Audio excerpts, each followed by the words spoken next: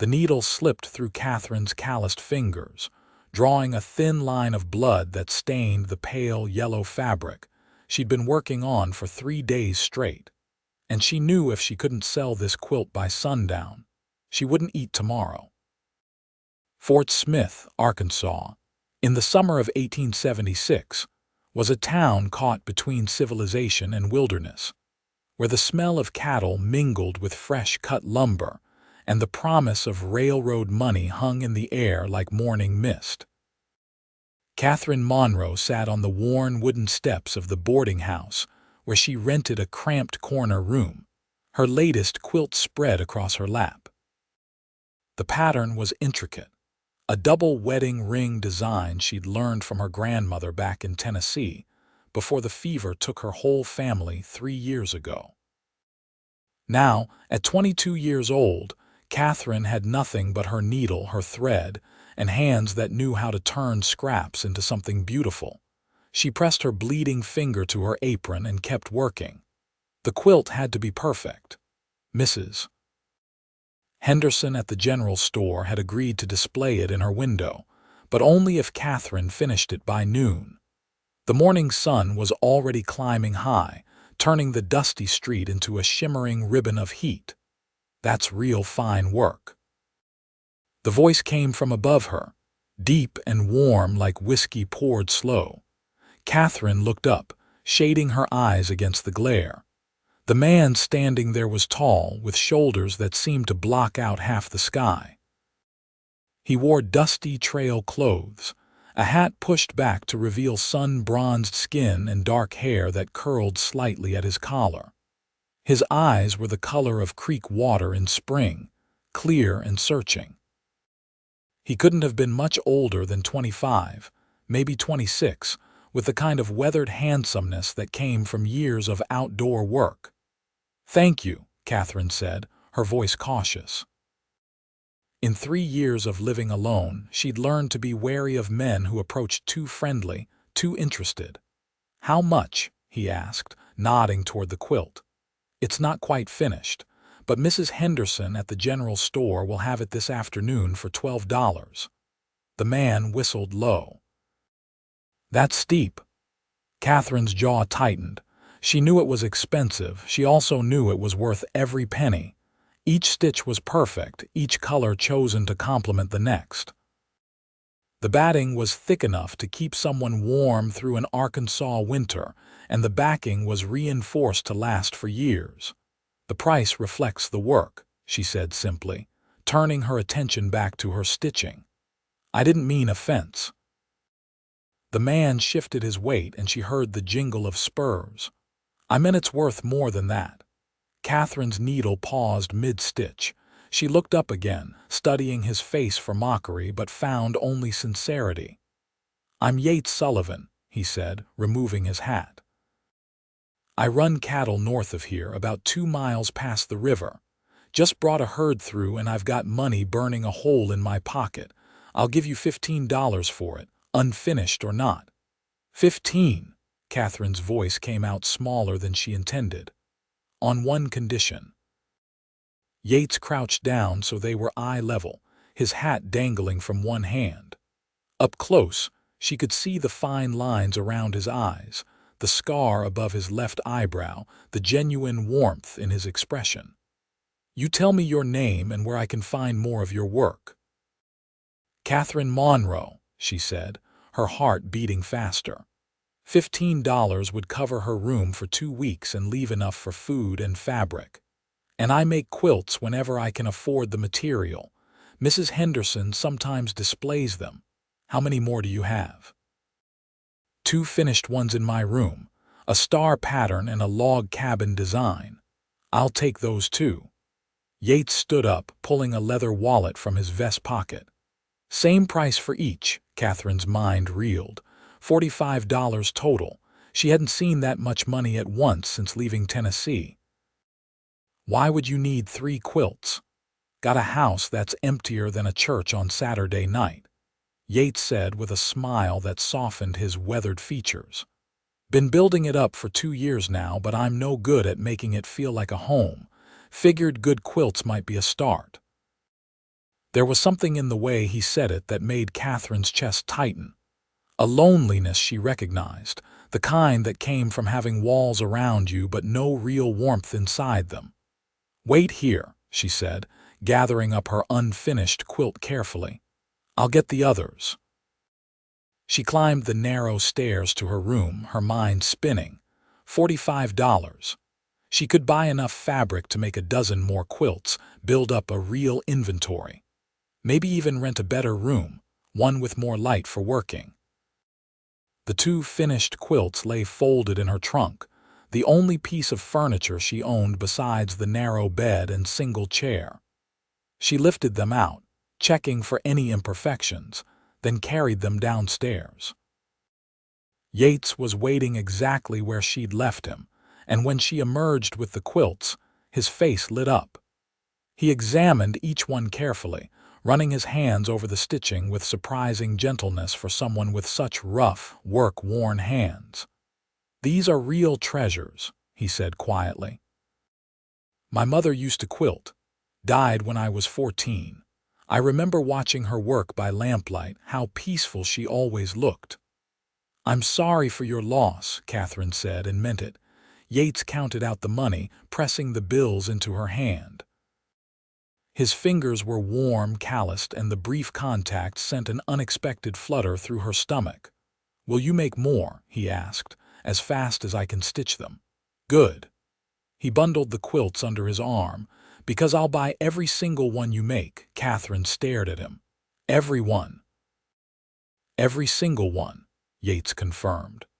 "I've got ranch hands in the bunkhouse sleeping under worn-out wool blankets. I've got an empty house that needs filling. And I've got cattle profits that should go toward something worthwhile instead of just sitting in the bank." He paused, then added, "Plus, I like knowing you'll be sitting on these steps working. Gives me a reason to come into town regular." The last part was said softer, almost shy, and Katherine felt heat rise in her cheeks. "I should get back to work then," she said, clutching the money. "I should get these home." Yates put his hat back on, tipping it to her. "I'll check back in a week." "A week," Katherine agreed. She watched him walk away, his long stride eating up the dusty street, the quilts bundled carefully under his arm.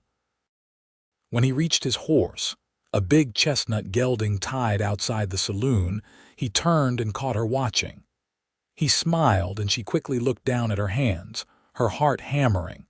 The week that followed was the most productive of Katherine's life. She bought fabric from Mrs. Henderson, who raised her eyebrows at the quantity but didn't ask questions. Katherine chose colors carefully, mixing bold reds and blues with softer creams and greens. She worked from dawn until her eyes burned in the lamplight, her needle flying through fabric with practiced precision. The other women at the boarding house noticed. Mrs. Prout, a widow who worked as a laundress, stopped by Katherine's room on the 3rd day. "You've got a commission?" she asked, eyeing the half-finished quilt spread across Katherine's bed. "Something like that," Katherine said, not wanting to explain. "It's that rancher, isn't it? Yates Sullivan." Mrs. Prout's expression was knowing. "He's been asking after you at the general store." Katherine's needle slipped. "Asking what, where you're from, how long you've been in Fort Smith. Whether you're spoken for." Mrs. Prout sat down on the edge of the bed, careful not to disturb the fabric. "He's a good man, Katherine. Lost his parents young, built that ranch up from nothing. Folks around here respect him." "He's just buying quilts," Katherine said, but her voice lacked conviction. "Men don't buy 3 quilts in one day just for quilts," Mrs. Prout said with a gentle smile. "They buy them for the woman making them." After Mrs. Prout left, Katherine sat staring at her work, her mind replaying every moment of her conversation with Yates.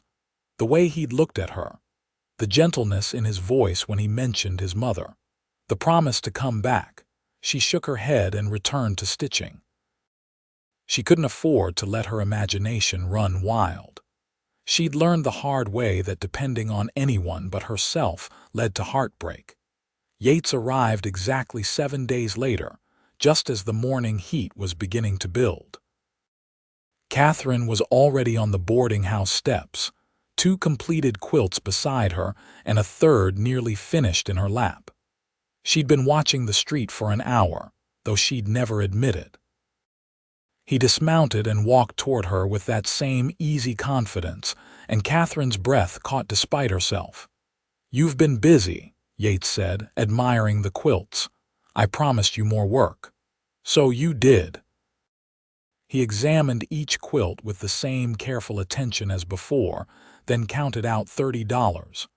"These are even finer than the first ones. You've got a real gift." "It's just practice," Katherine said, but she couldn't hide her pleasure at the praise. "It's more than that." Yates folded the quilts carefully. "Katherine, can I ask you something?" Her heart jumped. "All right." "Why quilts? I mean, there's other work for women in town. The hotel needs housekeepers, the restaurant needs serving girls. Seems like steadier money." Katherine's hands stilled on her work. No one had ever asked her that before. "Because it's mine," she said finally. "When I'm stitching, I'm not working for someone else's approval or wages they might decide to withhold. Every stitch is mine, every pattern my choice. It's the only thing I have that's entirely my own." Yates nodded slowly, understanding dawning in his eyes. "That makes sense. My ranch is like that for me. Nobody can take it away or tell me I'm doing it wrong." "Exactly," Katherine said, surprised by how well he understood. "Have you eaten breakfast?" Yates asked suddenly. Katherine blinked. "I had some bread earlier." "That's not a proper breakfast." Yates held out his hand. "Come with me to the hotel restaurant. Let me buy you a real meal." "I should work," Katherine protested, even as she found herself wanting to say yes. "The work will be here when you get back," Yates said. "And you can't stitch on an empty stomach. Consider it part of our business arrangement." Katherine hesitated, then set her quilting aside and took his offered hand. His grip was strong and sure as he helped her to her feet. The hotel restaurant was the finest establishment in Fort Smith, with real tablecloths and curtains in the windows. Katherine had walked past it 100 times but never been inside. When Yates held the door for her, she felt every eye in the room turn to look. "Ignore them," Yates murmured, his hand light on her back as he guided her to a table by the window. "They're just curious." The waitress brought menus and Katherine stared at the options. Eggs, bacon, steak, potatoes, biscuits with gravy.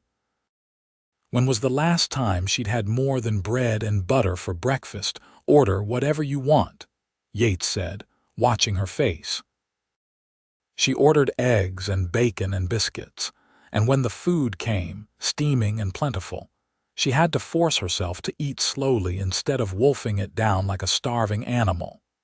Yates ordered the same and ate with the efficient manner of someone used to fueling up for a long day's work.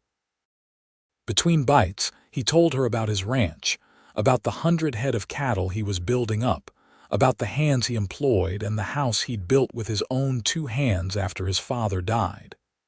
"It's got 4 bedrooms, he said, "though I only use one. Built it big because my father always said to plan for the future, even when the present is hard." "That's wise," Katherine said. "Sometimes it feels foolish," Yates admitted. "All those empty rooms, but I keep thinking someday I'll fill them. Family, maybe. If I'm lucky enough to find someone who'd want to share it." He looked at her as he said it, and Katherine's cheeks warmed. She took a sip of coffee to cover her reaction. "What about you?" Yates asked. "You said you came from Tennessee." Katherine nodded, her appetite suddenly fading. "My whole family caught the fever 4 years ago. I was 19. My parents, my 2 brothers, all gone within a week. I sold everything to pay the doctor bills and came west to start over." "That takes courage," Yates said quietly, "leaving everything you know." "It takes desperation," Katherine corrected. "There was nothing left for me there. Every street, every building held memories I couldn't bear to face." And Fort Smith. Does it feel like home? Katherine considered the question. It feels like a place I'm surviving. I'm not sure I know what home feels like anymore. Yates reached across the table and covered her hand with his. The gesture was bold but somehow didn't feel inappropriate. Maybe you could find out, he said softly. Before Katherine could respond, a man's voice cut through the restaurant's gentle murmur. Yates Sullivan, as I live and breathe. Didn't expect to see you in town midweek. A stocky man with a marshal's badge pinned to his vest approached their table. He had a friendly face, weathered and creased with smile lines. Marshal Cooper, Yates said, withdrawing his hand from Katherine's. Just doing some shopping. Shopping for pretty company, looks like. Marshal Cooper winked at Katherine. Madam, I hope this rough cowboy is minding his manners. He's been perfectly polite, Katherine said, finding herself smiling despite her embarrassment. That's good to hear. Yates here is one of the decent ones. Marshal Cooper tipped his hat. You two enjoy your breakfast. After he left, Yates looked apologetic. Small town. Everyone knows everyone's business. I'm getting used to it, Katherine said, though I imagine there'll be talk about this. Let them talk, Yates said firmly. I'm not ashamed to be seen with you, Katherine. Quite the opposite, actually. The warmth in his voice made her heart flutter again. She'd been so focused on survival these past 3 years that she'd forgotten what it felt like to have someone look at her the way Yates was looking at her now, like she was something precious. They finished breakfast, and Yates walked her back to the boarding house. At the steps, he paused. I'd like to come back in another week, he said, if you'll have more quilts ready. I will, Katherine promised. And Katherine, Yates turned back, his expression earnest. Next time I'd like to take you driving, show you the ranch if you're willing. No business talk, just time together. Would that be all right? Katherine knew she should say no. She should keep things professional, protect her heart, focus on her work. But when she looked at Yates, at the hope and sincerity in his face, she found herself nodding. I'd like that, she said. His smile could have lit up the whole street. Next Sunday, then. I'll pick you up at 10. Next Sunday, Katherine agreed. She watched him ride away, then sat down on the steps and picked up her quilting with trembling hands. Mrs. Prout had been right. This was about more than quilts. And as terrifying as that was, as much as it went against every self-protective instinct she'd developed, Katherine couldn't deny the flutter of excitement in her chest. The week passed in a blur of stitching and daydreaming. Katherine finished 3 more quilts, each one better than the last. She found herself choosing colors she thought Yates might like, incorporating patterns that felt masculine but still beautiful. The ranch hands he'd mentioned deserved something special, she reasoned, though she knew she was really just trying to impress him. Sunday morning dawned clear and bright. Katherine washed in the basin in her room, then put on her best dress, a simple blue cotton with white buttons down the front. It was 3 years old and mended in places, but it was clean and pressed. She pinned her dark hair up carefully, allowing a few tendrils to frame her face, then studied her reflection in the small mirror above her washstand.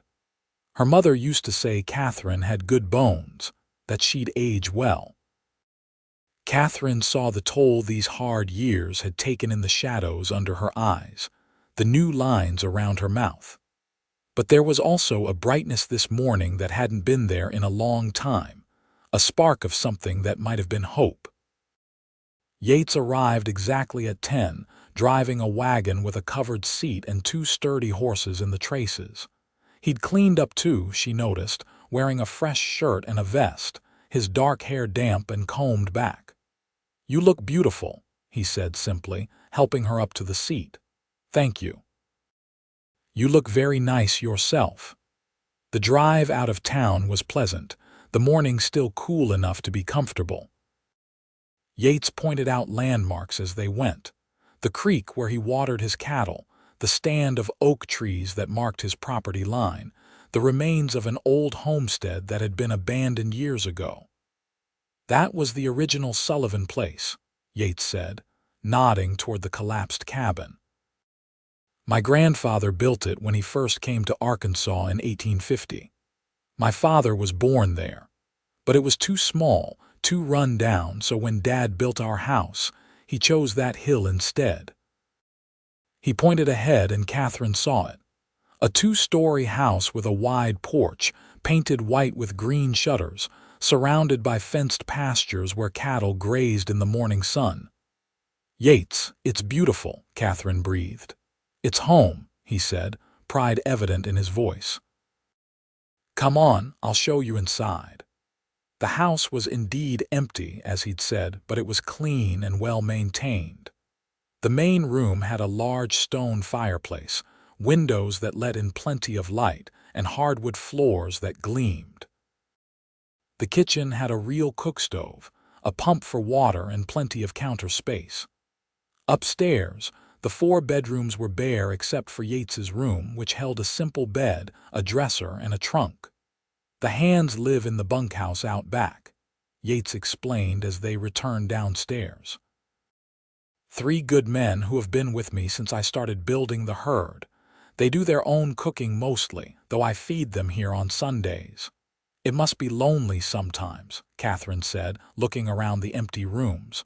"All this space for just one person." "It is," Yates admitted. "That's why I was so glad to find your quilts. They're the first things I've bought that make this feel less like a house and more like a home." He led her to the main bedroom off the living area and showed her how he'd placed the quilts. One was folded at the foot of his bed, one draped over a chair, and one hung on the wall like a piece of art. "You hung it." Katherine was touched. "Too pretty to just leave in a trunk," Yates said. "I look at it every morning when I wake up and think about you making it." All those tiny stitches, all that patience and care. Katherine felt heat rise in her cheeks. "It's just work. It's more than that to me." Yates turned to face her fully.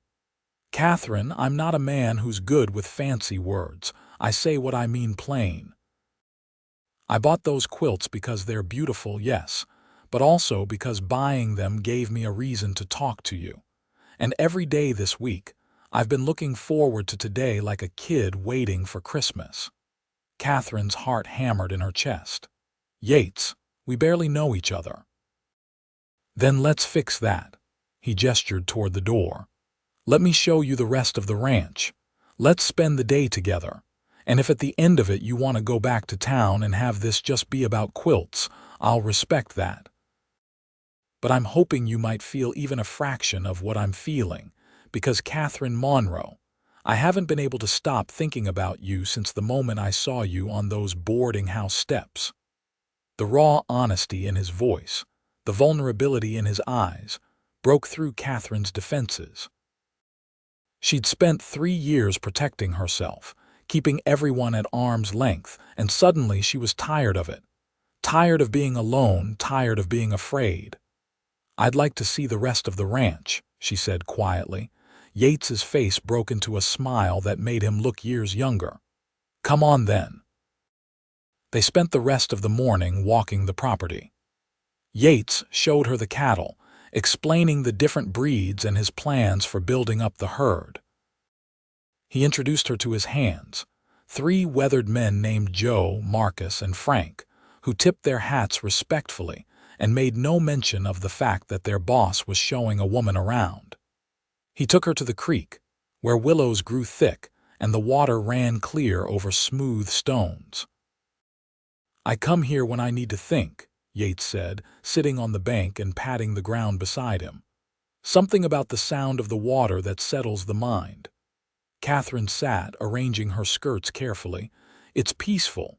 Katherine, can I ask you something personal?" "All right." "Why haven't you remarried? You're beautiful, skilled, kind. I can't believe men haven't tried to court you." Katherine picked up a pebble and tossed it into the water, watching the ripples spread. "Some have tried. But I learned quickly that most men in Fort Smith looking for a wife are looking for someone to cook and clean and warm their bed, not a partner.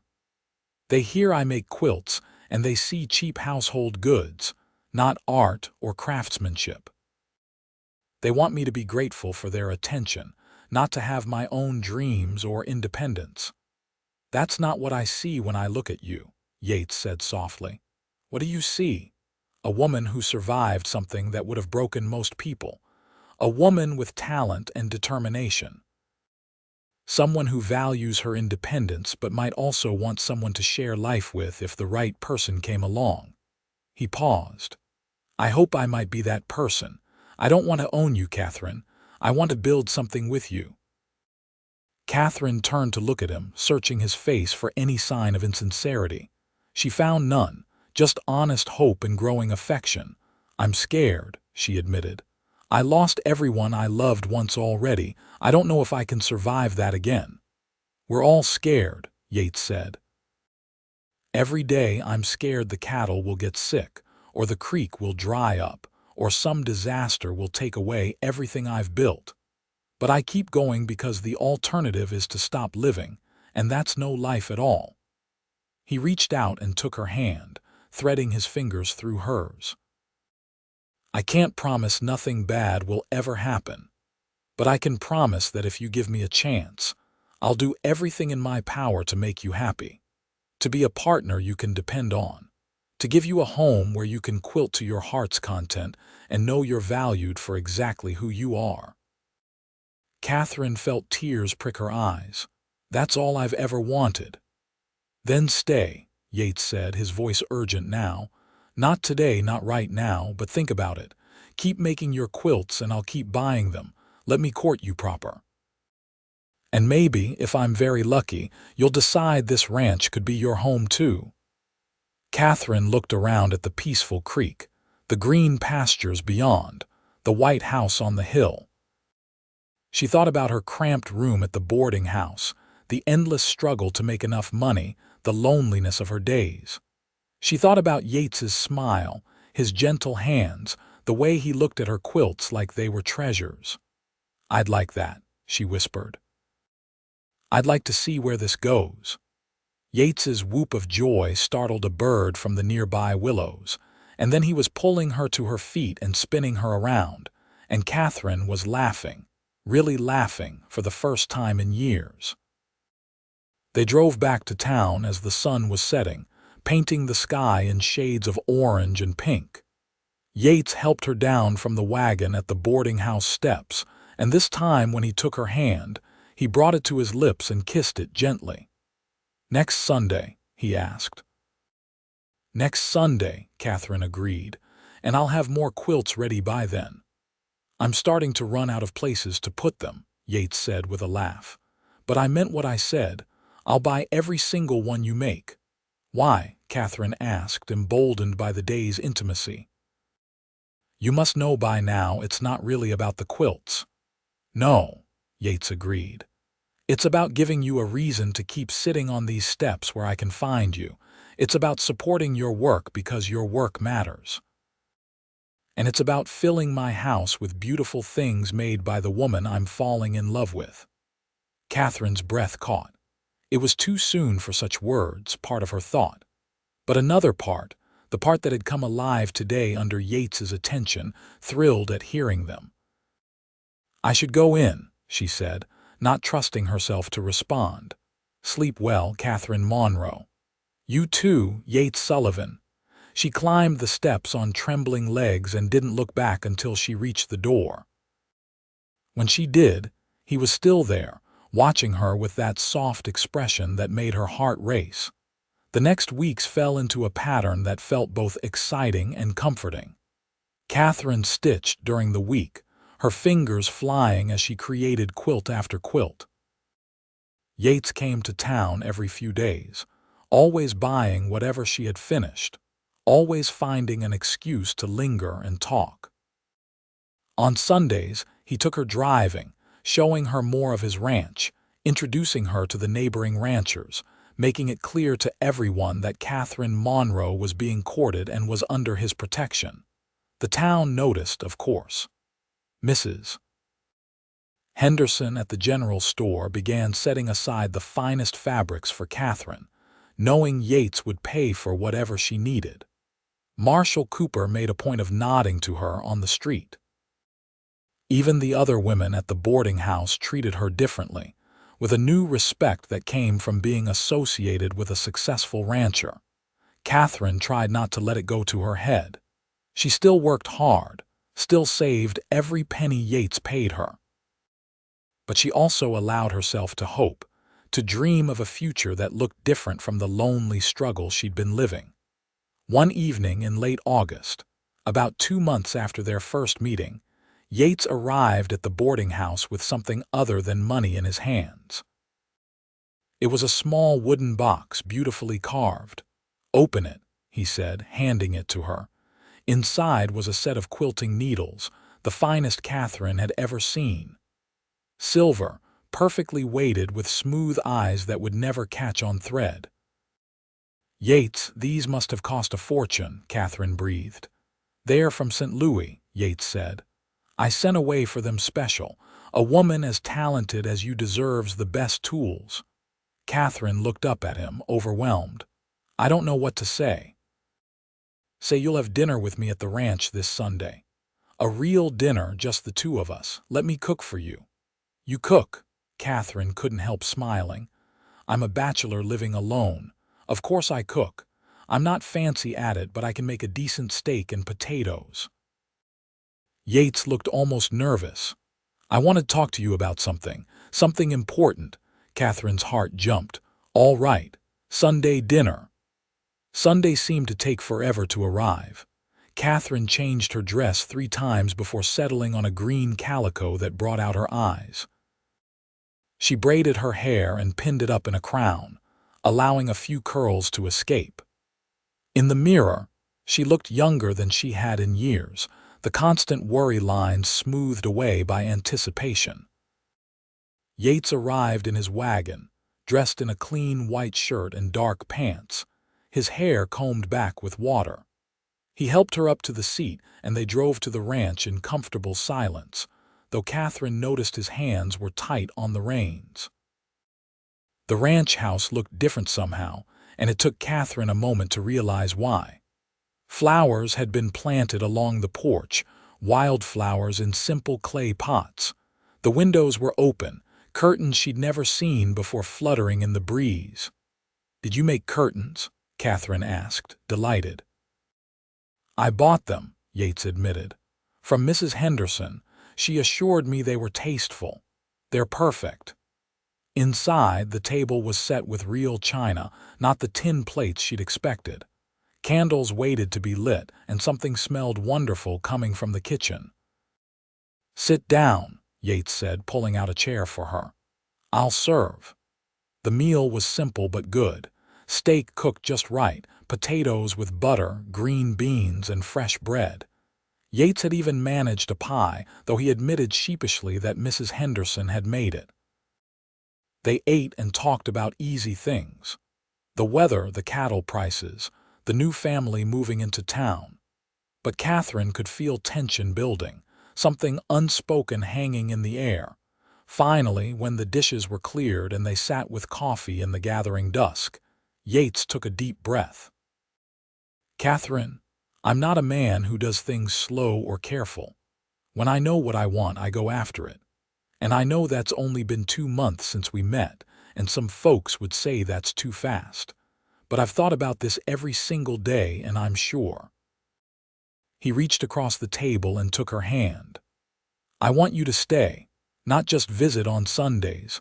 I want you to stay here at the ranch as my wife. I want to fill this house with your quilts and your laughter. I want to build a life together, have children if we're blessed with them, grow old sitting on that porch watching the sunset. I'm asking you to marry me, Katherine Monroe. Will you?" Katherine's eyes filled with tears. Part of her wanted to shout yes immediately, to throw herself into his arms and accept the happiness he was offering. But another part, the part that had been burned before, held her back. "Yates, I care for you deeply," she said carefully. "These past 2 months have been the happiest I've been in years, But marriage is forever. What if you change your mind? What if you decide you want someone younger, someone who hasn't already lost everything once? I won't change my mind, Yates said firmly. Katherine, you're 22 years old. You're young, you're beautiful, and you're the strongest woman I've ever met. The fact that you've survived loss doesn't make you less, it makes you more. You know what matters in life. You don't take anything for granted. That's exactly who I want beside me. And if I can't give you children, Katherine asked, voicing her deepest fear, if I'm barren or if something goes wrong, then we'll be happy together anyway, Yates said simply. I want children, yes, but I want you more. With or without babies, my answer is the same. I want you, Katherine. Just you. The tears spilled over now, running down Katherine's cheeks. I'm scared, I know. Yates came around the table and knelt beside her chair, taking both her hands in his. I'm scared too. Scared you'll say no. Scared I'm not good enough for you. Scared I'll somehow mess this up. But I'd rather be scared and trying than safe and alone. Say yes, Katherine. Please say yes. Katherine looked down at him, this good man who'd walked into her life and turned it upside down with his kindness and his quilts and his honest heart. She thought about her cramped room at the boarding house, her endless solitary days. She thought about this beautiful house, these green pastures, the future he was offering. Most of all, she thought about how she felt when she was with him. Safe, valued, seen, loved. Yes, she whispered. Yes, I'll marry you. Yates surged up and pulled her into his arms, holding her tight against his chest.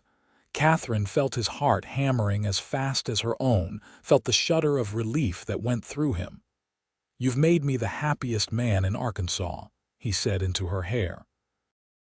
They married 3 weeks later, on a cool September morning with Marshall Cooper as witness and half the town in attendance.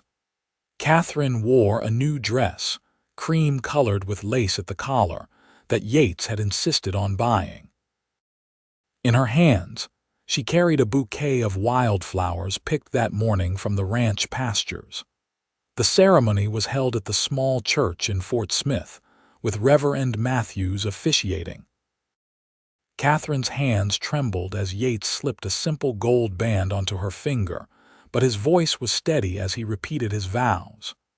I promise to honor you, to respect your independence, to support your work, and to love you faithfully all my days, he said, his eyes never leaving hers.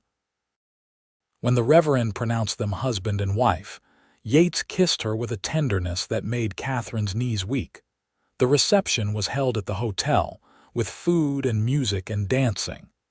Katherine danced with Yates, with Marshall Cooper, with Marcus and Joe and Frank from the ranch. Mrs. Henderson hugged her and told her she'd done well. Mrs. Prout cried happy tears. As evening fell, Yates helped Katherine into the wagon for the drive back to the ranch. Their ranch now, their home. Ready? He asked. Ready, Katherine said and meant it. The house looked beautiful in the moonlight, the white paint gleaming, the curtained windows glowing with lamplight. Yates had lit lamps throughout before they left, making the whole place welcoming and warm. He carried her over the threshold, which made Katherine laugh, then set her down gently in the main room. The quilts she'd made were everywhere, draped over furniture, hanging on walls, folded in stacks. The house smelled of beeswax and fresh bread and home. Welcome home, Mrs. Sullivan, Yates said softly. Katherine turned in a slow circle, taking it all in. The empty rooms that had seemed so sad were now filled with possibility. Her quilts, their home, a future waiting to be built. It's perfect, she whispered.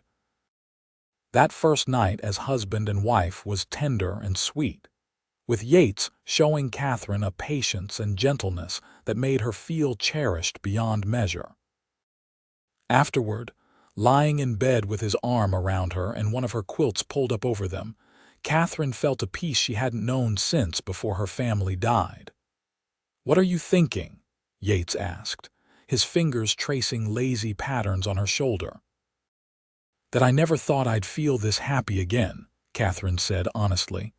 "That I'm grateful you walked up those boarding house steps and asked about my quilts." "Best $12 I ever spent," Yates said with a laugh, "though it ended up costing me a lot more than that. Do you regret it?" "Not for 1 second." He kissed the top of her head. "Though I should probably tell you that the hands are getting suspicious about why I need so many quilts. Frank asked if I was planning to open a quilt shop." Katherine laughed, the sound filling the quiet room. "What did you tell him?" "The truth. That I was courting the most beautiful quilter in Arkansas and would buy every single thing she made if it meant she'd notice me." "I noticed you the first day," Katherine admitted. "How could I not? You were so different from other men. You looked at my work like it mattered." "Like I mattered?" "You do matter," Yates said firmly. "And your work matters." "I meant what I said, Katherine. I want you to keep quilting. This marriage doesn't mean you stop being who you are. It means you have a partner supporting you while you do what you love." Katherine tilted her head up to kiss him, pouring all her gratitude and growing love into the gesture. She'd spent 3 years afraid to hope, afraid to trust, afraid to let anyone close. But Yates had worn down her defenses with his steady kindness, his respect for her work, his honest heart. And now, lying in his arms in their home, Katherine allowed herself to believe that maybe, just maybe, she'd found something worth all the risk. The first months of marriage were an adjustment. Katherine learned the rhythms of ranch life. The early mornings when Yates rose before dawn to check the cattle, the evenings when the hands came to the house for Sunday dinner, the seasonal demands of calving and branding and moving the herd to different pastures.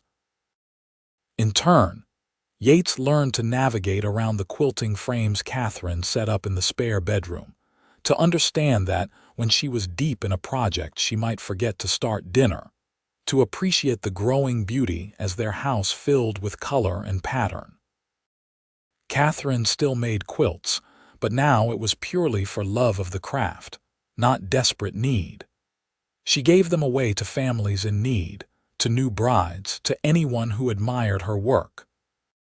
The freedom to create without the pressure of survival made her work even more beautiful, and soon people were coming from surrounding towns to commission pieces. As winter deepened, Katherine found herself hoping for a child.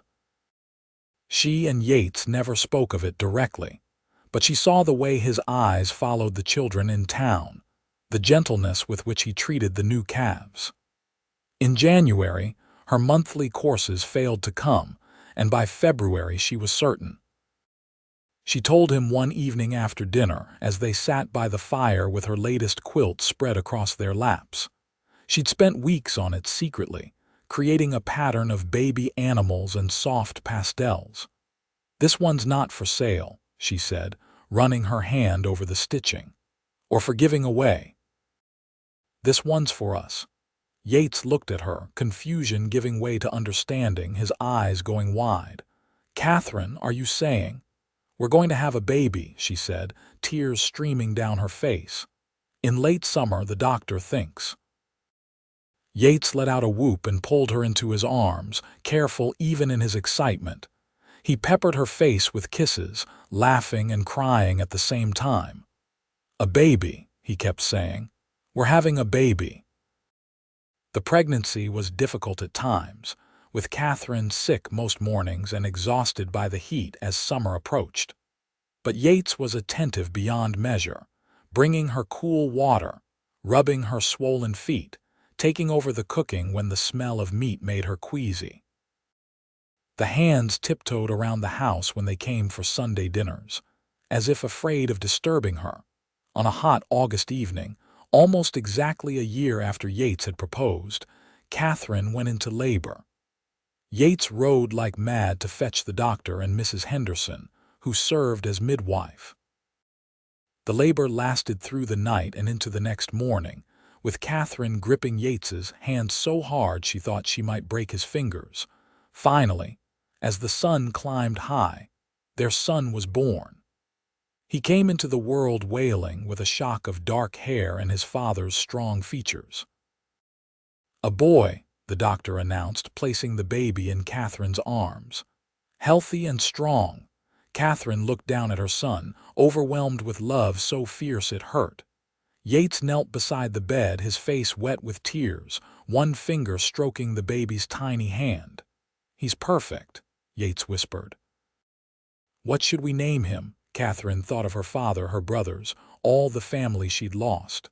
"Thomas," she said, "after my father, Thomas Sullivan." "Thomas," Yates repeated, testing the name. "It's perfect." The first weeks with Thomas were exhausting and wonderful in equal measure. Katherine learned to feed him and change him and soothe his cries. Yates proved to be a devoted father, walking the floor at night when the baby fussed, cooing to him in a soft voice Katherine had never heard him use before. Her quilting took a back seat to motherhood, though sometimes in the quiet afternoons when Thomas napped, Katherine would sit with her needle and work on small projects. She made a quilt for his cradle, soft and warm. She made quilts for the babies of the ranch hands when they had them. Each stitch was an act of love, a continuation of the craft that had brought her to this life. Thomas grew into a sturdy, happy toddler with his father's easy smile and his mother's careful attention to detail. He loved following Yates around the ranch, tottering after him on short legs, and he loved sitting with Katherine while she stitched, watching the needle flash in and out of fabric. When Thomas was 2, Katherine found herself pregnant again. This time the sickness was less severe, and she carried the baby with more confidence. In the spring of 1880, their daughter was born, a tiny girl with Katherine's dark hair and delicate features. They named her Sarah after Yates's mother. Life settled into a beautiful routine. Yates's ranch prospered, growing from 100 head to 300. He bought more land, hired more hands. Katherine's quilts became famous throughout Arkansas, with people willing to pay high prices for her work. But she was selective now, creating only pieces that called to her, that felt right. The house that had once seemed so empty was now filled with the sounds of children playing, of laughter and music and life. Katherine's quilts were everywhere, markers of her journey from that desperate woman on the boarding house, steps to this contented wife and mother. On quiet evenings, when the children were asleep and the ranch was peaceful, Katherine and Yates would sit on the porch and watch the sunset. Sometimes they talked about their day, about the cattle or the quilting or the children's antics. Sometimes they just sat in comfortable silence, his arm around her shoulders, her head on his chest. One such evening, when they'd been married 5 years, and Thomas was starting to read, and Sarah was learning to walk, Yates pulled Katherine close and kissed the top of her head. "Do you remember the first day we met?" he asked. "Every detail," Katherine said. "You asked about my quilt like it was the most important thing in the world." "It was," Yates said, "because it led me to you, best investment I ever made buying those quilts." "You bought 13 quilts from me before we married," Katherine said, laughing. "That's a lot of investment, worth every penny." Yates was quiet for a moment, then said, "Sometimes I wonder what would have happened if I'd ridden past the boarding house that day. If I'd never stopped, never seen you sitting there." "Don't," Katherine said, gripping his hand. "We found each other, that's what matters." "We did," Yates agreed, "and I plan to keep finding you every single day for the rest of our lives." Katherine turned in his arms and kissed him, putting all her love and gratitude into the gesture. She thought of that scared, lonely woman she'd been, stitching quilts on the boarding house steps just to survive. She thought of Yates appearing like an answer to prayers she hadn't dared to pray, buying her work and her time and eventually her heart. She thought of this life they'd built together, the prosperous ranch, the beautiful children, the home filled with love and quilts and laughter. It wasn't perfect. There were hard days and challenges and worries. But it was real and it was theirs, and Katherine wouldn't trade it for anything. "Thank you," she whispered against his lips. "For what? For seeing me. For valuing my work. For asking me to stay." "Thank you for saying yes," Yates replied. "For taking a chance on a lonely cowboy with too many quilts and too much hope." They sat on the porch until the stars came out, wrapped in each other's arms and one of Katherine's quilts, the same double wedding ring pattern she'd been working on that first day. It had been the first quilt he'd bought, and it was still his favorite, worn soft now from years of use. Inside, their children slept peacefully. Around them, the ranch spread out in the darkness, cattle lowing softly, the creek murmuring its endless song. And Katherine knew with a certainty that went bone deep that she was finally, truly home. The years continued to unfold with their mixture of joy and challenge. Thomas grew into a serious boy who loved books as much as ranching, often reading by lamplight while his father worked the accounts. Sarah proved to have her mother's artistic eye, and by age 5 was begging Katherine to teach her to quilt. Katherine showed her simple stitches, delighting in her daughter's concentration and determination. In 1882, their third child was born, another boy they named James. He was quieter than his siblings, content to watch the world with solemn gray eyes. Katherine noticed he had a way with animals, how even as a toddler he could calm a skittish horse or coax a barn cat from hiding. The ranch continued to thrive under Yates's careful management. He'd earned a reputation as an honest dealer, and buyers came from as far as Kansas City to purchase his cattle. The hands who worked for him were loyal, some staying for years, becoming almost like extended family. But it was Katherine's quilts that became the Sullivan Ranch's unexpected claim to fame. A wealthy woman from Little Rock commissioned a quilt for her daughter's wedding, and was so impressed she told all her society friends. Soon Katherine was getting requests from across the state, even from as far as St. Louis and New Orleans. "You should charge more," Yates told her one evening as she worked on a complex star pattern commissioned by a judge's wife. "These women have money. They can afford to pay what your work is really worth." "I charge enough," Katherine said, not looking up from her stitching. "It's not about the money anymore." "I know," Yates said softly, "but I also know you work yourself tired sometimes. It's all right to value your time." Katherine set down her needle and looked at her husband. He was 33 now, his face more weathered but still handsome, his body still strong from ranch work. Gray was just starting to show at his temples, and she loved every silver strand. "The quilt saved my life once," she said. "They gave me a way to survive when I had nothing. And they brought me you. I can never forget that. So yes, I charge for my work, but I also remember what it's like to need something beautiful in your life when everything else is hard. I won't price people out of that." Yates crossed the room and kissed her forehead. "You have the biggest heart of anyone I've ever known." "I learned from you," Katherine said, pulling him down for a proper kiss. When Thomas was 9, he asked about Katherine's family. They were sitting at Sunday dinner, the whole family gathered around the big table, when he suddenly said, "Mama, do I have grandparents?" The table went quiet. Katherine felt Yates's hand find hers under the table, squeezing gently.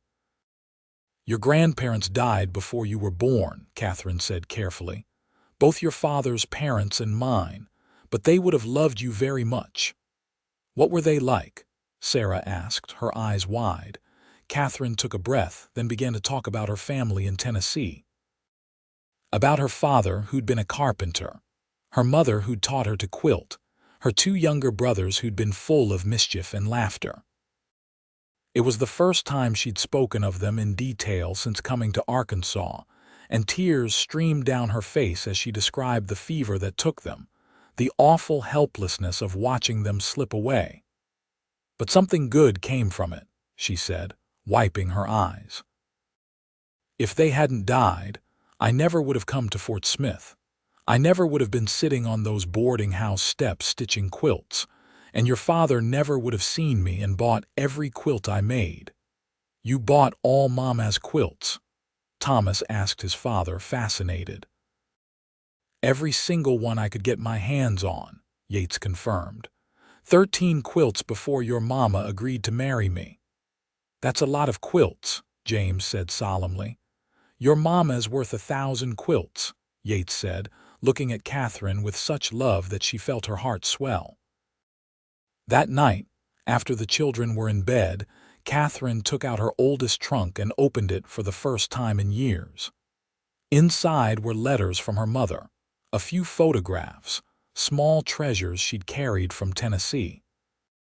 She'd been too heartbroken to look at them for so long, but now, surrounded by the life she'd built, she could finally face these remnants of her past.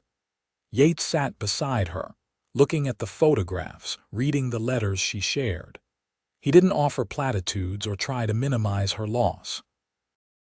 He just listened and held her hand, and Katherine loved him even more for understanding what she needed. "You think they'd be proud of me?" Katherine asked as they prepared for bed that night. "My parents, my brothers. Do you think they'd be happy with the life I've made?" "I think they'd be amazed by your strength," Yates said, pulling her close. "I think they'd see these beautiful children and this home full of love and your stunning quilts, and they'd know you honored their memory by not just surviving, but truly living." Katherine cried then, not from sadness but from release. For years, she'd carried guilt about moving on, about finding happiness after losing everything. But Yates was right. The best way to honor her lost family was to embrace this new one fully, without reservation or apology. The 1880s brought changes to Fort Smith and the surrounding area. The railroad expanded, bringing more settlers and more commerce. The town grew from a rough frontier settlement into a proper city with schools and churches and paved streets. Yates served on the town council, helping to guide the growth. Katherine taught quilting classes at the church, passing on her skills to younger women. Their children thrived. Thomas showed academic promise and talked about attending university someday. Sarah's artistic talents extended beyond quilting to drawing and painting. James, at 6 years old, could already handle a horse better than many grown men and spent hours helping his father with ranch work. In 1886, Katherine and Yates celebrated their 10th wedding anniversary. The ranch hands threw them a party in the barn, with music and dancing and more food than anyone could eat. Marshall Cooper, now retired but still spry, made a toast. 10 years ago, I saw Yates Sullivan having breakfast with a pretty quilter, and I knew he was a goner, Cooper said to general laughter. Best thing that ever happened to this ranch and this town was Yates buying those quilts. Here's to 10 more years and many beyond that.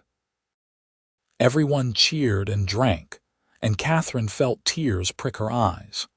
She looked around at the gathered crowd, at the friends they'd made, the family they'd built, the community they were part of. This was so far from that lonely woman on the boarding house steps she almost couldn't believe it was the same life. That night, lying in bed with Yates's arm around her, Katherine said, "Do you ever regret it? Taking a chance on a stranger?" "Never," Yates said firmly. "You're the best thing that ever happened to me, Katherine Sullivan. You and our children, this life we've built. I'd buy 1,000 more quilts if it meant waking up beside you every morning." "You already bought 13, Katherine teased. "I think that's enough." "Maybe," Yates agreed. "Though I wouldn't mind a new one for our bed. That wedding ring quilt is getting pretty worn."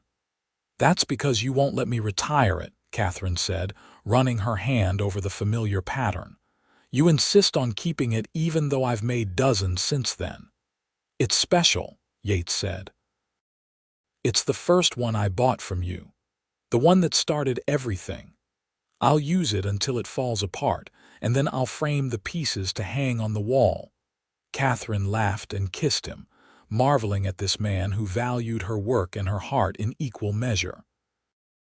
They made love slowly, tenderly, with the ease of longtime partners who knew each other's bodies and hearts perfectly. Afterward, as Yates drifted off to sleep, Katherine lay awake thinking about the journey that had brought her here. The grief of losing her family, the desperation of those early days in Fort Smith, the grinding poverty of trying to survive alone. The morning Yates had appeared and changed everything. She thought about the quilts that had saved her, that had given her purpose when she had nothing else. Each stitch had been a small act of survival, of resistance against despair. And somehow those stitches had woven together not just fabric but a whole new life. Katherine slipped out of bed and padded to the window, looking out at the moonlit ranch. The cattle were dark shapes in the pasture, the barn a solid shadow against the stars. In the rooms down the hall her children slept peacefully. Beside her, her husband's steady breathing filled the quiet. This was home. Not just a place but a feeling, a knowing that she belonged here, that she was cherished and valued. The quilts had brought her to this life, but love had made her stay. As the years rolled into the 1890s, the Sullivan family continued to grow and thrive. Thomas went off to university in Little Rock, studying law with plans to return to Fort Smith and practice. His letters home were full of excitement about his studies and occasional mentions of a young woman named Alice who shared his classes. Sarah, at 15, was already taking commissions for her own quilts, her style more modern than her mother's but equally beautiful. She talked about opening a shop in town someday, maybe expanding into other crafts. James, at 13, was his father's shadow, learning everything about running the ranch. Yates said privately to Katherine that James had a natural gift for it, an instinct for cattle and land that couldn't be taught. In 1893, Katherine turned 39 years old. She stood before the mirror in their bedroom, studying the lines time had etched around her eyes and mouth. Her hair, which she'd always worn long, showed threads of silver now. Her hands, which had stitched so many quilts, bore the permanent calluses of her trade. "You're beautiful," Yates said from the doorway. Katherine turned, smiling. "You're biased. I'm honest." He crossed the room and wrapped his arms around her from behind, both of them looking at their reflection. "You're even more beautiful now than the day I met you." "Now I know you're lying," Katherine said, but she leaned back against him, enjoying his warmth. "That first day you were beautiful but scared," Yates said. "Guarded, like a wild thing that might bolt any second. Now you're confident, happy. That's a different kind of beauty, and I prefer it." Katherine turned in his arms and kissed him. After 17 years of marriage, she still felt that flutter when he held her, still marveled at how lucky she'd been to find him. "Have I told you lately that I love you?" she asked. "Not in the last hour," Yates said with mock seriousness. "I was starting to worry." Katherine laughed and pulled him toward the bed, and they spent a leisurely morning together, the kind of lazy indulgence that came from children who were old enough to fend for themselves for a few hours. That summer, Thomas brought Alice home to meet the family. She was a bright, pretty girl with strong opinions and a quick laugh. Katherine liked her immediately, and the approval was clearly mutual. Alice admired Katherine's quilts, asked intelligent questions about the craft, and treated Thomas with a respect and affection that warmed Katherine's heart. "I think we'll have a wedding before too long," Yates said after the young couple had retired to the porch to watch the sunset. "He hasn't even finished his degree," Katherine protested, though she was smiling. "Doesn't matter.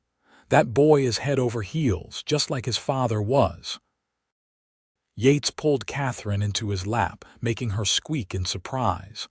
Runs in the family, apparently. Sullivan men know a good woman when they see one. And what about Sullivan women? Katherine asked. Sarah's getting letters from that banker's son in town. She's too young, Yates said immediately, his protective father instincts flaring. She's 16, the same age I was when I started keeping company with boys back in Tennessee, Katherine reminded him. And the Harrison boy is respectful. I've met him. Yates grumbled but didn't argue further. Katherine knew it was hard for him to see his little girl growing up, but she also knew Sarah had a good head on her shoulders. Between Katherine's practical lessons and Yates's example of how a good man should behave, Sarah would know quality when she saw it. In the fall of 1894, Thomas and Alice married in a beautiful ceremony in Fort Smith. Katherine made Alice's wedding quilt, a stunning pattern of interlocking rings and hearts that took her 3 months to complete.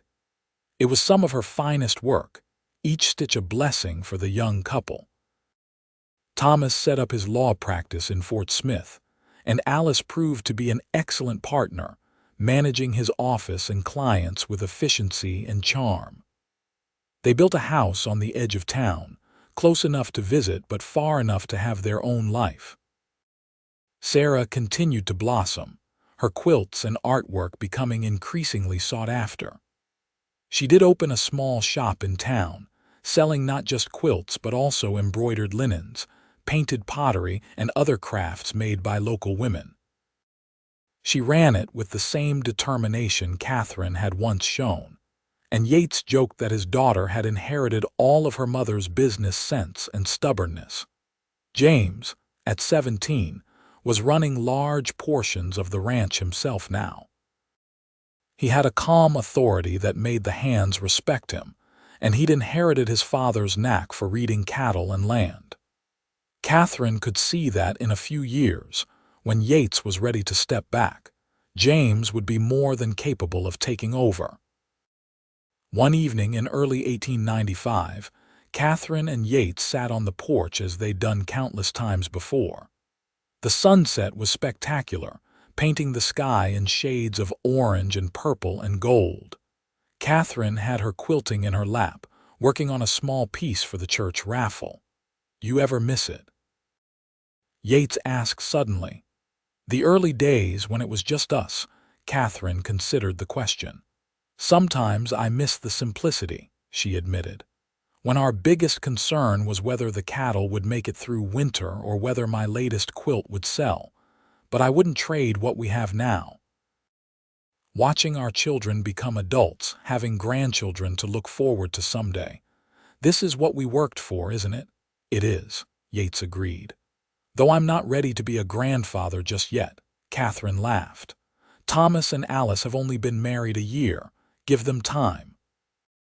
As if on cue, a rider appeared on the horizon, moving fast. As he got closer, Katherine recognized Thomas, riding his father's horse hard toward the ranch house. "Something's happened," Yates said, already rising, but when Thomas pulled up and dismounted, he was grinning ear to ear. "Alice is pregnant," he announced without preamble. "We're having a baby. You're going to be grandparents." Katherine felt tears spring to her eyes as Yates let out a whoop and pulled his son into a bear hug. A grandchild, the cycle continuing, life flowing forward. "When?" Katherine managed to ask. "October, the doctor thinks," Thomas said, his excitement palpable. "Alice wanted to wait to tell you, but I couldn't keep it in. I had to ride out here the moment we left the doctor's office." That night, after Thomas had ridden back to town and the excitement had settled, Katherine and Yates lay in bed talking about the future. "A grandchild," Yates said wonderingly. "Seems impossible. Wasn't it just yesterday that Thomas was the baby?" "Time moves fast," Katherine agreed. "Too fast sometimes. Are you happy?" Yates asked, turning to face her in the darkness. "More than I ever thought possible," Katherine said honestly. "That day you bought my first quilt, I was just trying to survive. I never imagined all of this. A family, a home, grandchildren on the way." It's more than I dreamed possible. You deserved it all, Yates said firmly. Every good thing that's happened. You earned it with your strength and your talent and your beautiful heart. Katherine kissed him, pouring years of love and gratitude into the gesture. They made love that night with a renewed passion, celebrating life and family, and the many years they'd built together. Thomas and Alice's baby, a boy they named William, was born in October of 1895, 2 days after what would have been Katherine's father's birthday. Katherine held her grandson for the first time and felt a connection to all the generations that had come before, all the love and loss and survival that had led to this moment. She thought of her own parents, gone now for nearly 20 years, and wished they could have met this child who carried their blood. But in William's dark eyes and serious expression, she saw echoes of her father, her brothers, all those she'd lost. The line continued, life persisting despite everything. Yates was a doting grandfather, riding into town multiple times a week to visit his grandson. He carved William a small horse, the first of many toys he'd make over the years.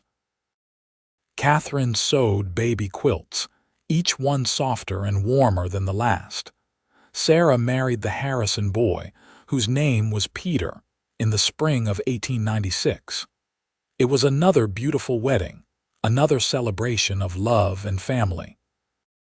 Sarah moved into a house in town near her shop, but came home to the ranch often, usually bringing Peter with her. Katherine was glad to see that Peter supported Sarah's work, that he was proud of his wife's talents rather than threatened by them. James, at 20, surprised everyone by falling in love with a neighboring rancher's daughter named Emma. She was a quiet, capable girl who could ride as well as any man and wasn't afraid of hard work. They married in a simple ceremony at the ranch in 1897, and Emma moved into one of the upstairs bedrooms of the main house. Katherine loved having another woman in the house, someone to talk to during the long days when Yates and James were out working.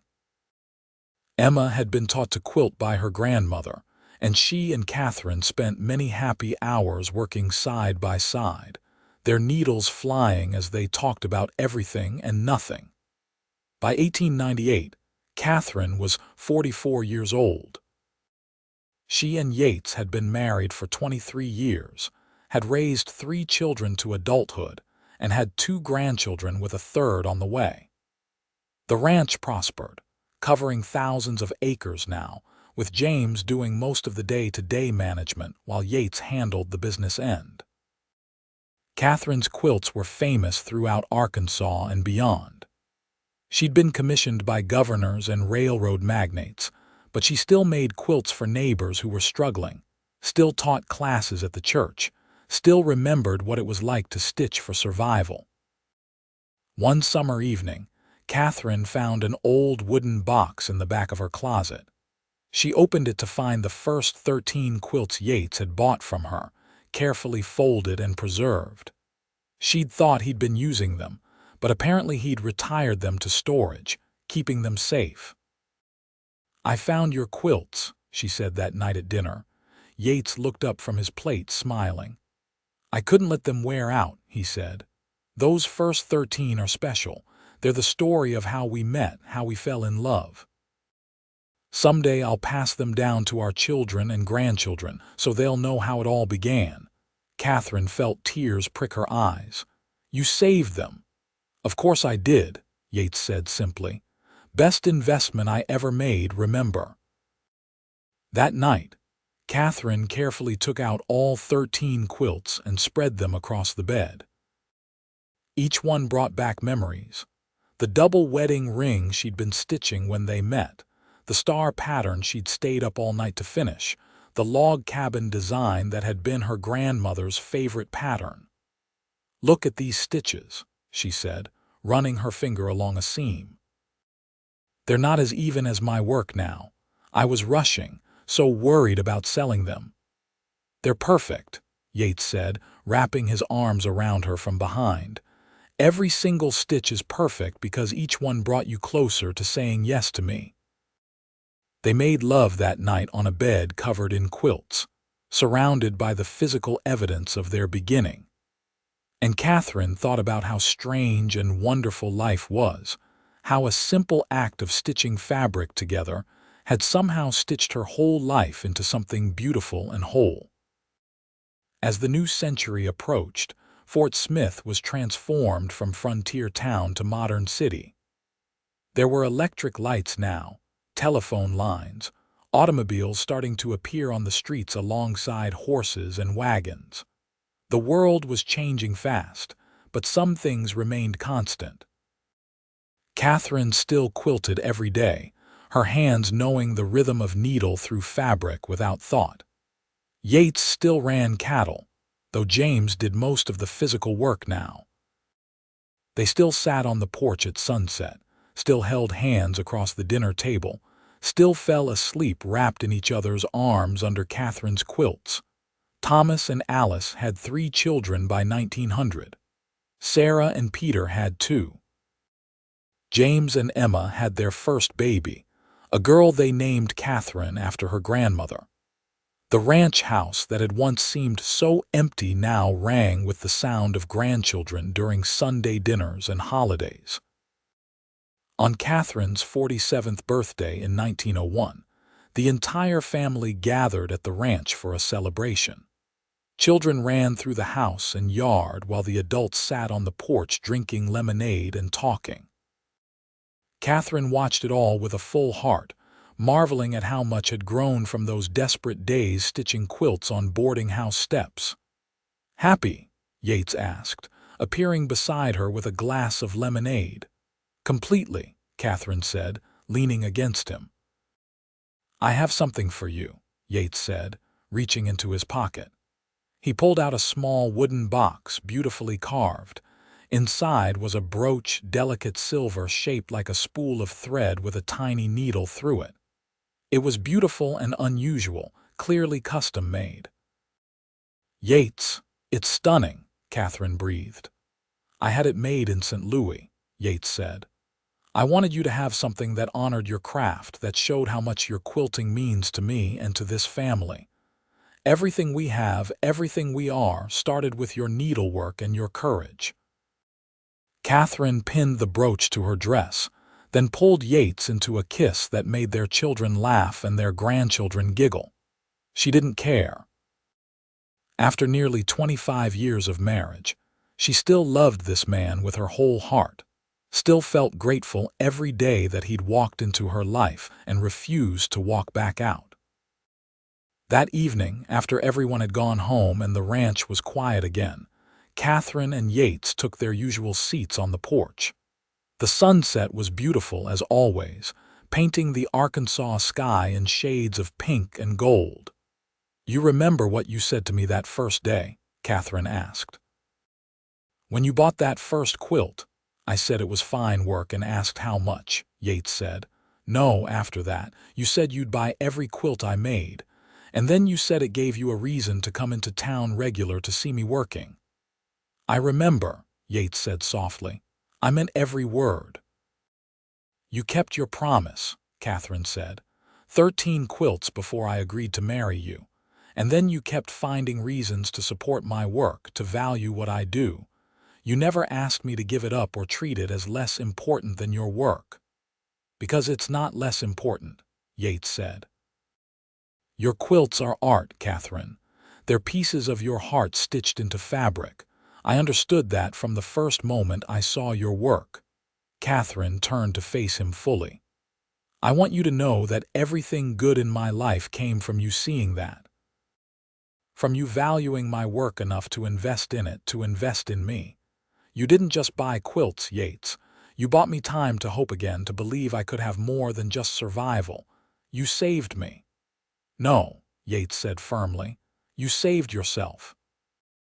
You were already strong, already talented, already surviving against terrible odds. I just had the good sense to recognize that, and the great fortune that you let me stay." They sat in comfortable silence for a long moment, watching the sun sink below the horizon. Then Yates stood and offered Katherine his hand. "Come to bed, Mrs. Sullivan," he said with a smile. "I want to fall asleep under one of your quilts with you in my arms, just like I have for 24 years. Katherine took his hand and let him lead her inside. Through the house they'd filled with love and children and laughter, up the stairs to their bedroom. The double wedding ring quilt, worn and faded now but still beautiful, waited on their bed. As they settled under it together, Katherine thought about the pattern, the interlocking circles that went on forever. That was marriage, she thought. Not the perfect stitching or carefully chosen colors, but the way two lives wove together, supporting and strengthening each other, creating something more beautiful than either could make alone. "I love you," she whispered into the darkness. "I love you too," Yates replied. "Today, tomorrow, and all the days after. My quilting lady who gave me everything." Katherine smiled and closed her eyes, feeling safe and warm and perfectly content. The needles and thread that had once been her only means of survival had instead stitched together a life richer than any fabric, more beautiful than any pattern. And as she drifted off to sleep in her husband's arms, Katherine offered a silent prayer of gratitude for the day a cowboy had stopped to buy her quilts and ended up buying her heart instead. The years continued their steady march forward, bringing both joy and sorrow as all years do. Yates's hair went completely gray, then white, though he remained strong and capable well into his 60s. Katherine's hands developed arthritis, making the fine stitching she'd once done effortlessly more difficult, but she adapted, finding new patterns that suited her changing abilities. Their children thrived. Thomas became a respected lawyer, eventually serving as a judge. Sarah's shop grew into a successful business that employed a dozen local women. James expanded the ranch even further, making it one of the most prosperous in Arkansas. The grandchildren grew up strong and happy, many of them learning to quilt from Katherine, carrying on the tradition that had started generations ago in Tennessee and been continued on the steps of a Fort Smith boarding house. Some of them showed talent for it, others didn't, but all of them understood that their grandmother's quilting was more than just a craft. It was the foundation their family was built on. In 1910, Katherine and Yates celebrated their 35th wedding anniversary. The party was held at the ranch, with nearly 100 people in attendance. Children and grandchildren, neighbors and friends, people whose lives Katherine had touched with her quilts and her kindness. Marshall Cooper, ancient now but still sharp, stood to make a toast. 35 years ago, I saw a scared young woman stitching quilts to survive, and a lonely cowboy looking for something to fill his empty house. Today, I see two people who filled each other's lives so completely that it spilled over onto all of us. Here's to Katherine and Yates Sullivan, proof that sometimes the best investments are made with the heart. Everyone cheered and Katherine wiped away tears. She looked at Yates, at the face she'd loved for 35 years and saw her whole life reflected back at her. The fear of those early days had long since faded, replaced by a deep contentment and gratitude for every day they'd been given together. That night, in their bedroom under the old wedding ring quilt that Yates still refused to replace, they lay in each other's arms and talked about the life they'd built. "If you could go back," Yates asked, "to that day on the boarding house steps, would you change anything?" Katherine thought about it carefully. "I'd have my family back if I could," she said honestly, "but I wouldn't change us. Every hard moment, every struggle led to this, led to you and our children and this beautiful life, so no, I wouldn't change a thing." "Good," Yates said, kissing her forehead. "Because I've loved every moment of our journey, even the hard parts.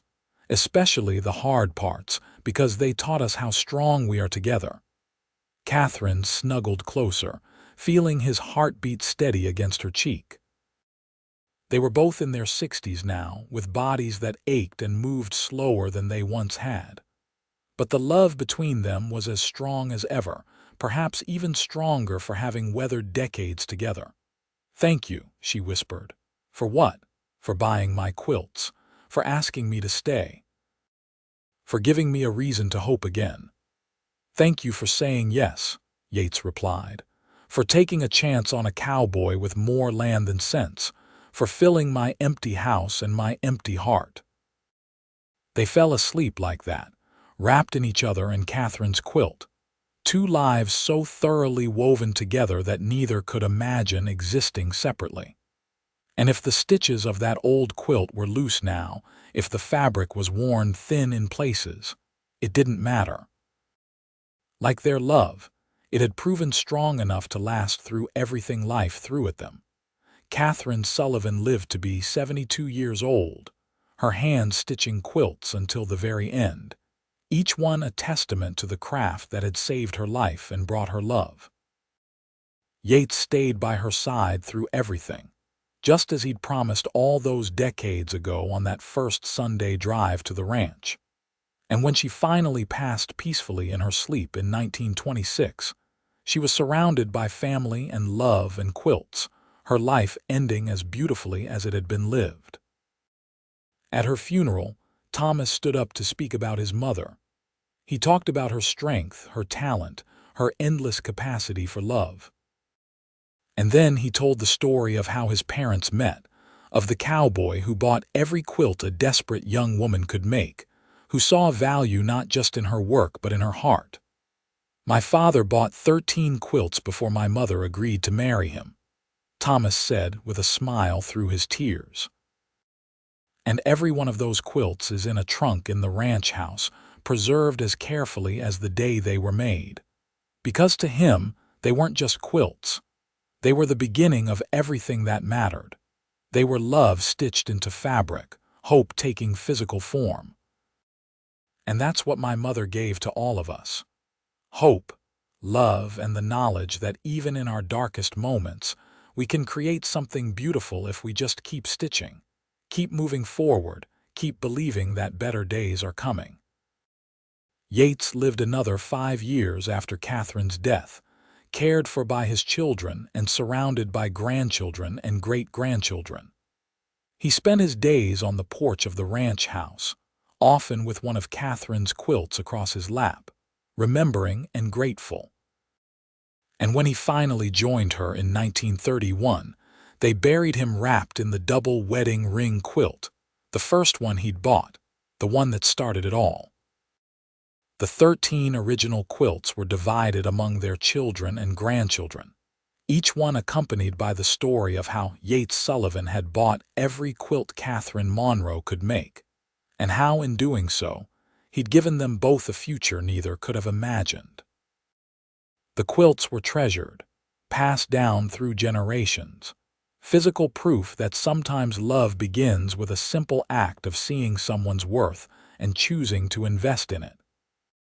And if sometimes, on quiet evenings at the old Sullivan Ranch, people swore they could see two figures sitting on the porch watching the sunset, well, nobody was surprised.